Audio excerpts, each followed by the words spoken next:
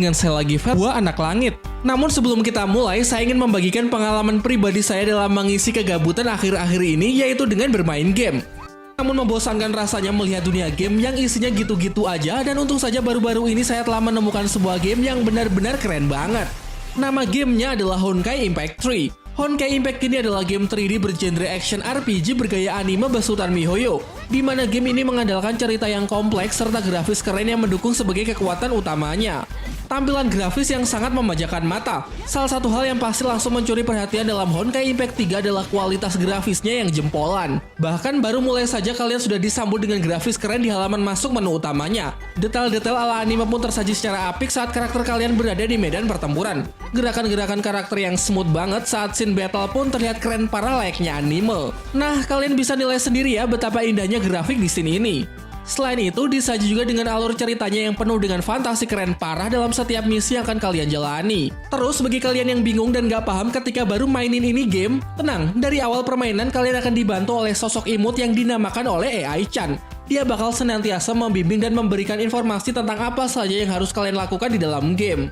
Kemudian bicara soal karakter yang bisa kalian mainkan. Di game ini kalian akan benar-benar dimanjakan dengan panen waifu. Jika kalian sama seperti saya yaitu menyukai karakter yang kawaii-kawaii gitu, berarti game ini akan sangat cocok dengan kalian. Seperti karakter yang satu ini, bernama Raiden Mei, tapi saya lebih suka memanggilnya dengan sebutan Mei. Ini adalah karakter favorit karena saya suka sekali karakter yang ala-ala samurai gitu ya. Kemudian cara bermain utama di Honkai Impact 3 ini adalah dengan mengendalikan sebuah tim yang terdiri dari 3 karakter imut yang disebut dengan Valkyrie untuk menjalankan misi dan melawan berbagai musuh serta akan membuka jalan ceritanya.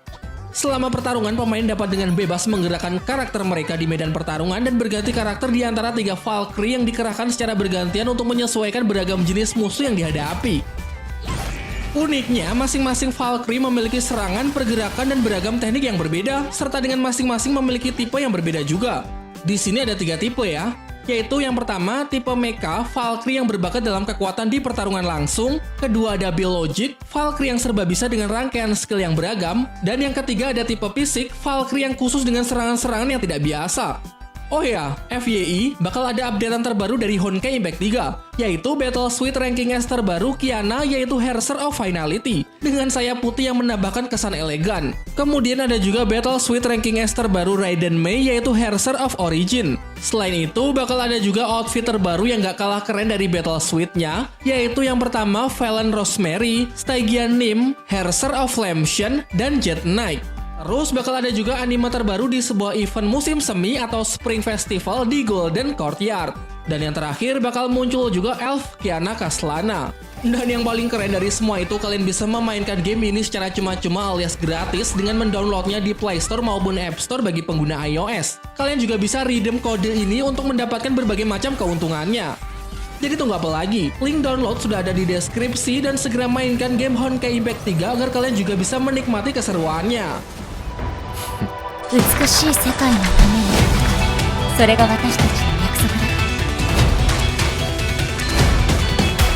終焉まで私と共にあれ。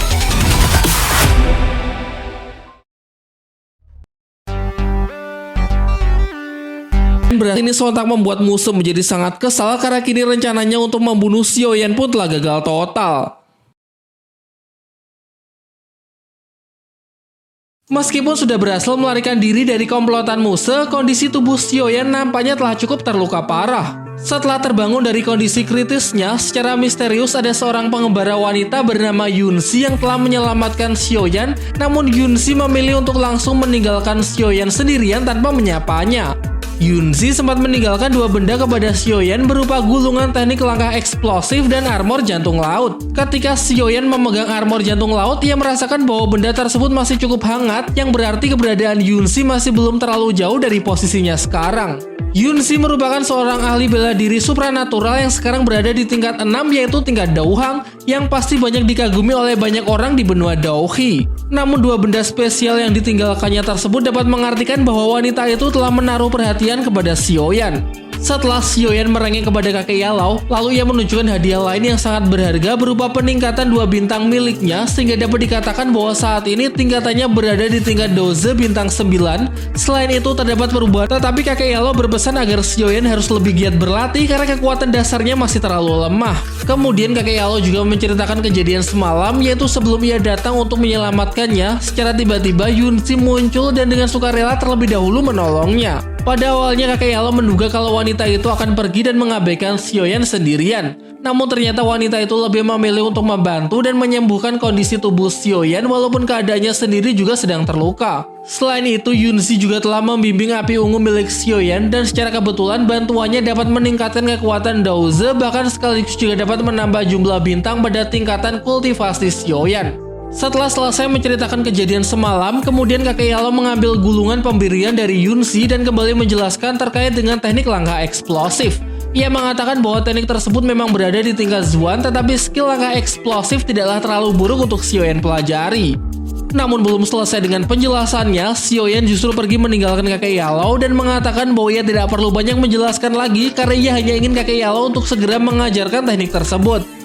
Singkat cerita, Xiaoyan telah berhasil menemukan sebuah tempat yang cocok untuk melakukan latihan bersama dengan kakek Yalau. Namun sebelum itu, kakek Yalau terlebih dahulu ingin menunjukkan teknik langkah eksplosif di hadapan Xiaoyan, sekaligus mengkombinasikannya dengan skill lain, yaitu serangan peledak oktan.